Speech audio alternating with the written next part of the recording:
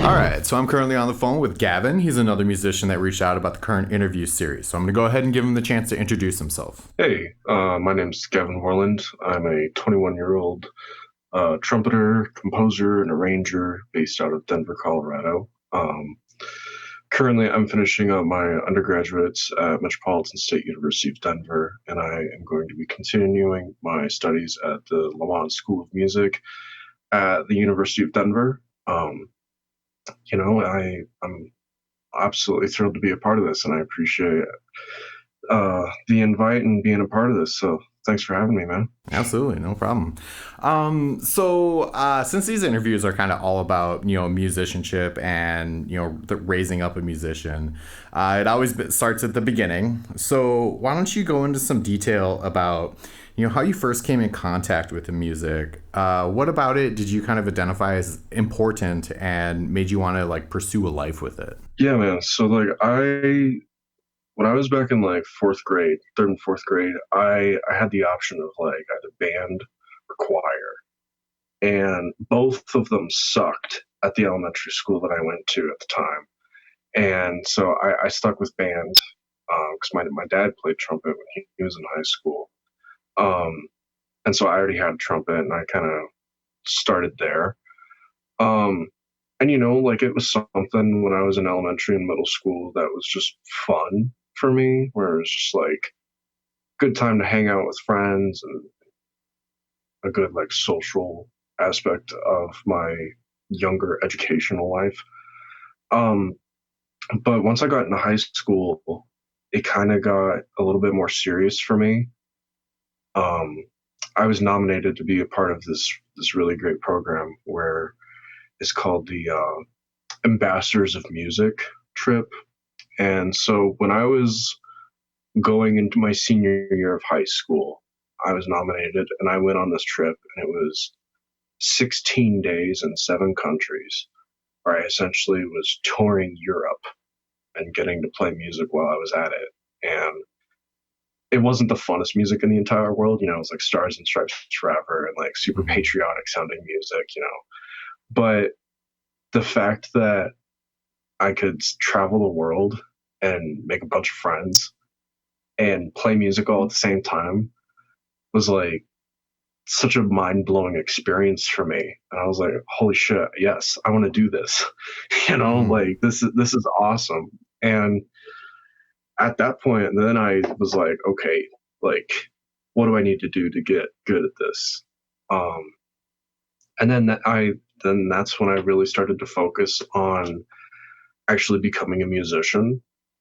And when I came to my high school band director about this, she was like, "Yeah, have fun being a music teacher, like working in the public school districts kind of stuff." I Sure. told her no. I told her I wasn't going to do that, because I mean, she was such an incredible human being for everything that she did, and quite frankly, I don't know how she's not an alcoholic because she was a middle school and a high school band director dealing with like 12 classes, and Oof. it blew my mind how she kept her shit together, honestly. Mm-hmm. um and I knew that I couldn't handle that, let alone have patience for kids in the capacity that she does.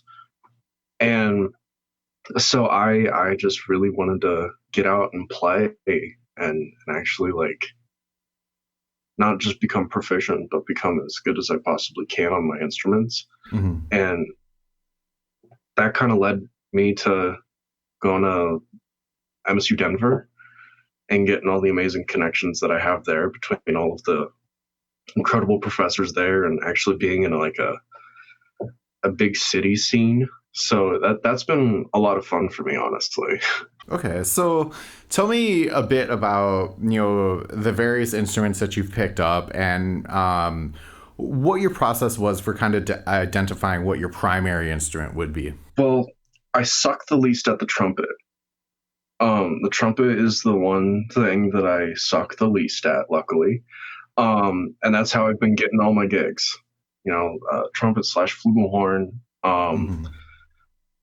That's kind of my primary field besides composing. Okay. Um, you know, I I tinker with other instruments, like because I went to music school, like I have to be somewhat decent at piano. Yeah, I was gonna say there was a mild suggestion there that you played other instruments beyond trumpet, so that's what I was asking about. Yeah.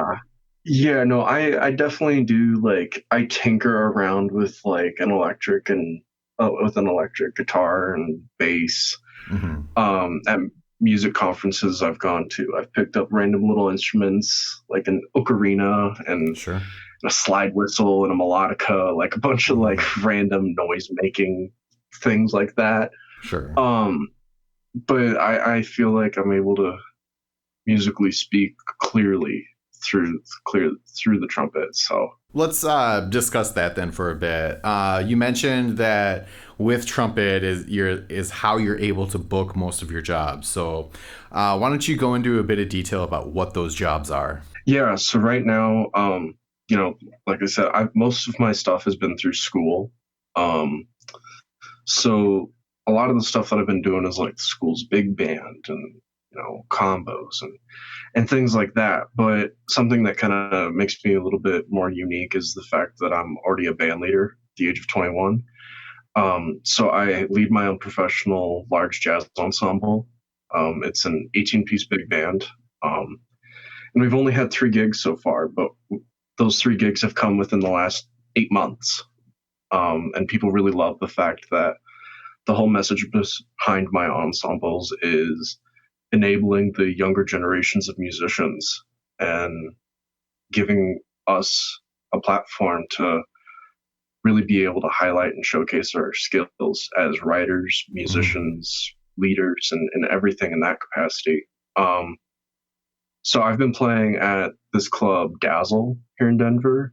It's probably the nicest jazz club in town. And I'm absolutely thrilled that I've been a part of that community. I've been looking at booking some other gigs, especially for the summer with that.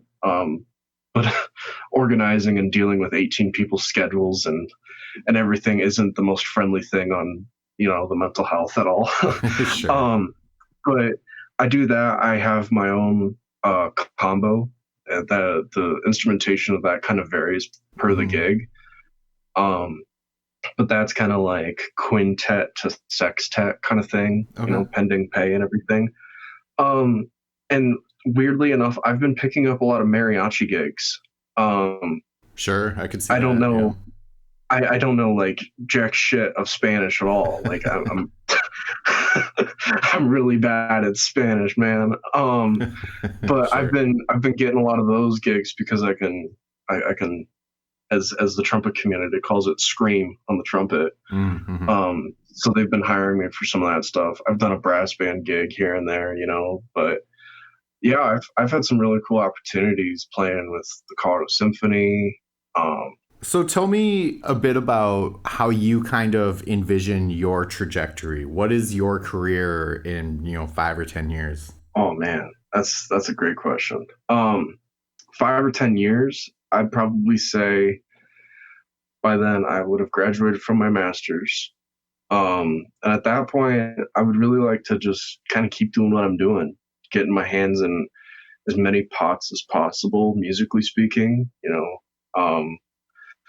Doing a bunch of composing and arranging on a commission basis. Continuing to lead my own bands while being in others. Um, Being in a position to do a lot more in the audio realm of things as an engineer. That's been a hobby of mine over the past few years. Um, but yeah, I would really love to kind of start looking into teaching on the collegiate level and being able to get more into that realm of things where rather than talking to a middle schooler who doesn't know a lick about trumpet, I can talk to someone who is passionate about it like I am. Sure. So, with being like the band leader and then also kind of the composer, how do you approach, producing like a song or record that people can go out and listen to or distribute like digital media? I'm not gonna lie, that's the hardest part. Like that and the financial side of being a band Sure. leader is awful, but it is the most gratifying thing in the world when you have Mm-hmm. people that want to come listen to it. Mm-hmm. Um, I'm still working on getting a recording session for the big band. Okay. Um, but I've written more than enough music to do a couple of records with it.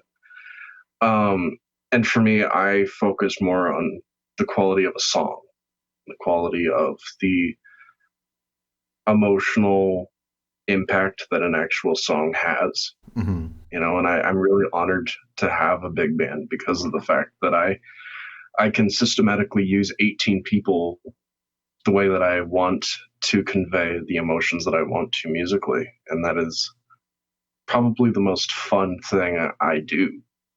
It's like I have all of these options. How do I Hmm. want to use them? And I think about a live performance like a record, start with a banger, end with a banger, and put some Sure. really good content in between, Hmm. and that's what I've been doing. And if you were to come to a live show of mine, it would be like listening to a record live, I think. And I feel like that's going to translate well when I get the funding to actually record the big band. It's just going to be like one of my live shows, just without having to see me flail my arms around. Sure. Very cool. Tell me about some of your favorite memories that stand out to you in the time that you've been working with music. Yeah, there's man. Where do I even start? I mean, I'd love to just say all of them. Um, one of the cooler things that I've been able to be a part of is something I actually did like last week, and it was a mural unveiling of my late professor Ron Miles, and this club Dazzle. They're moving to a new location, and they commissioned a painting of my professor Ron, and they invited me personally to play for that. And so I got to play with a bunch of my current professors and mentors that I've been honored to pick their brains with. And it was a really emotional but a really beautiful moment. Um, that's one of them. Being able to play with the Colorado Symphony with the mariachi gigs I've been doing has been really fun. Um, but I would honestly say like having my own big band was like a really cool thing for me. Like it humbles you. I'm not gonna lie. Hmm. Like when I first started out, I was like, oh, I'm Mr. Cool Guy on the block with a big band. Like I'm a Sure. professional. And the more I've been doing it, I'm like, oh my god, I don't know what the hell I'm doing, man. Right. And it's been one of the biggest like self-reflecting things I've been a part of. But I just love being able to make music with other people, and I love the fact that I've been honored to work with some really incredible mentors and peers of mine that continue to make me feel like a fourth grader every time I pick up the horn. I'm like, how the hell are you doing that? I can't do that, and it's so much fun just being able to, whether it's a jam session or playing in front of thousands of people, like it is probably just the funnest shit I've been able to do. It's just make music with folks. Awesome. Um, where can people like check out anything that you've done? Do you do like solo trumpet videos on YouTube or anything? Not yet, but I will be doing that in the future where I would like to kind of start doing like overtracks or overdubbing with pop music. So I will be doing that. I have a Facebook, obviously Gavin Worland. I have an Instagram for myself and the big band. My Instagram is warland.music, and then the Instagram is Gavin Worland Big Band for the big band. Hmm. Um, I have a YouTube channel. There's just nothing on it yet. That's going to be something that I start tinkering with over the summer and kind of expanding as I get out of school for sure. And nothing yet as far as recording wise, but I'm going to be definitely diving into that, and I'm working on applying for some grants and maybe some crowdfunding to get my bands in the recording studio. Awesome. Yeah, that's very cool. All right. Well, I always like to give the person I'm interviewing the opportunity to put out their last words. So just a message you feel you resonate with that you want to throw out there. I'm not gonna quote Miles Davis on anything because he was pretty vulgar. But I would like to say, like whatever genre or whatever style of music that you're doing, wherever you are, I think the most important thing is that you're doing it with love. Is that you're doing it not for selfish reasons, and that you're not doing it because of the money, but that you're doing it because you love music. And yeah, there's some gigs that might be a little bit harder, like some tribute band gigs where you're like, oh man. But you're doing it for the music and you are a servant to the music. You know, I'm absolutely honored that I've been able to, play as many songs as I have, but every time I play a song, it's totally different. And that's the beauty of being able to make music. You learn as you go, and you're always a student to the music, no matter how many degrees you have. But always make sure that love is behind your intention with everything that you do with it. So